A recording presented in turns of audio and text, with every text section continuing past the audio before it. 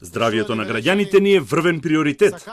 Оваа реченица 1000 пати изговорена од политичарите полека станува флоскула откако стартуваше кампањата за предвремените избори и партиските карвани почнаа да крстосуваат низ државата. Граѓаните сакаат да се сретнат со политичарите, да се поздрават со нив и да разговараат. Политичарите пак од една страна се придржуваат до препораките, но близината и контактот не може да ги избегнат. Групирање, поздравување, прегрнување и ракување, неносење маски, неодржување на дистанца се почесто може да се забележи на партиските собири и трибини.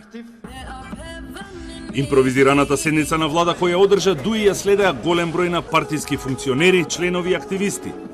Дистанца имаше само кај оние кои беа на столчињата пред владата. Во ладовината сликата беше друга.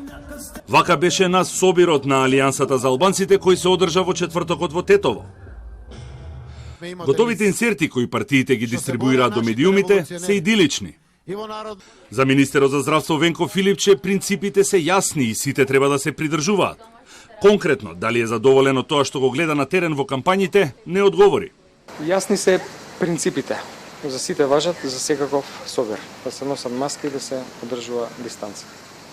Било кој што не почитува го доведува во ризик сопственото здравје и секако здравјето на сите во околината. Премиерот Спасовски денеска го посети училиштето браќа Рамиз и Хамид во Шуто Оризари и ги запази протоколите. Сепак тој не даде конкретна оцена за тоа колку се почитуваат препораките и колку се безбедни партиските митинзи и партиските каравани. Мојата оценка е дека тие што се неодговорни политичари продолжуваат да бидат уште понеодговорни во текот на кампањата, оние кои што се одговорни тоа го прават цело време. Така да секогаш имате некој кој што сака да почитува и некој кој што не сака да почитува и мисли дека од него почнува се.